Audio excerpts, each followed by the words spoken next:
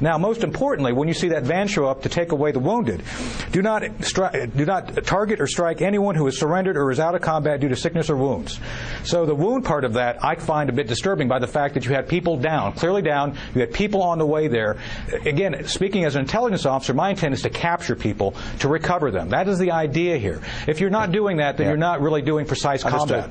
Glenn, put all this together, and it is everybody's worst nightmare brought to reality, and it is a reality that does not get a lot of coverage, we know, in this country, if any, which is why WikiLeaks exists. When you look at what is coming, which is the awareness that this, not in the abstract, but in the concrete, is what occurs, how does the American military, how does the American media, how do you perceive this altering the conversation? And I'm going to come back to Brett for this as well, but go ahead, Glenn.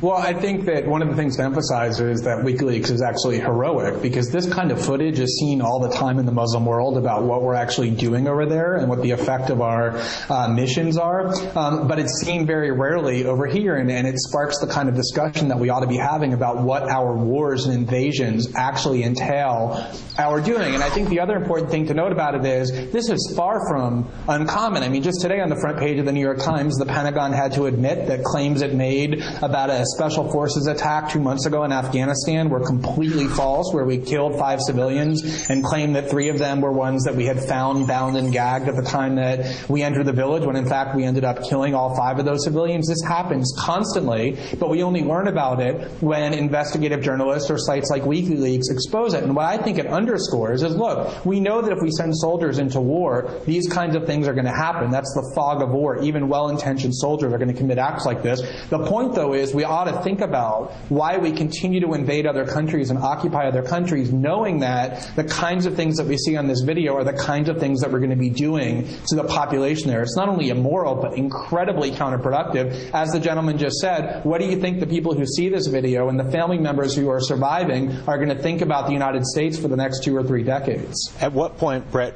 do you really have to ask the question about the security mission and the desire for everybody in America to have security, and the mechanism, the reality of our military engagement in Iraq and Afghanistan, and whether, in fact, at what point it is beneficial and at what point it is detrimental?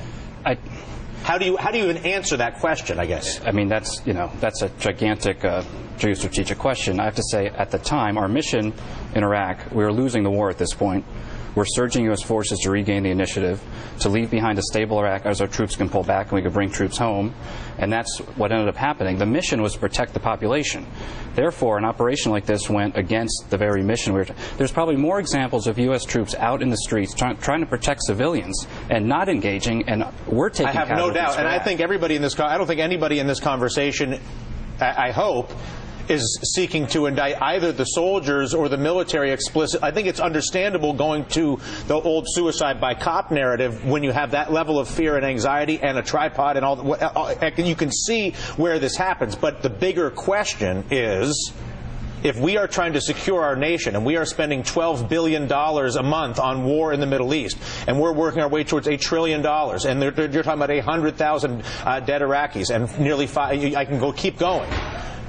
When does the question become, where does our security end and a war that appears to be off track begin? Well, again, I mean, look, historians will judge the consequences of the Iraq intervention. There's a chance now that we're going to leave something better behind in Iraq, but it's going to take about 10 years to determine that. I don't know. All I know is we're in a situation at that point where Baghdad is out of control, on the precipice of genocidal levels of violence before we did the surge, and trying to secure the population and give the Iraqis a chance.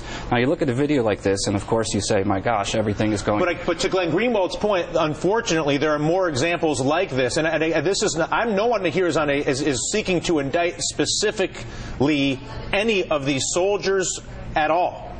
But I think it's critical that we acknowledge that in the fog of war, in the context of combat, that this is what is happening. And at the very least, to Glenn's point, this is what is being seen by the families who would view American soldiers and American presence as infidels. Again, but it's also critical to acknowledge that we have, at that time, U.S. soldiers in the streets to protect Iraqi civilians. Iraq before the surge was just... no one's contesting that yet. So we put Americans in harm's way to stabilize that and give a city of 7 million people a chance, and that's what was happening. Now, an event like this goes against that entire mission. Yeah. So therefore, this is it's a terrible, tragic thing, and I'm not going to defend it. The context is really critical here. And I appreciate your offering us as much of that as you have, Glenn. Same to you. Again, thank you so much for your reporting and your context. Anthony, same to you. Appreciated. We will continue our coverage of this developing story over the next few days and weeks. Coming up here on the Dylan Ratigan Show.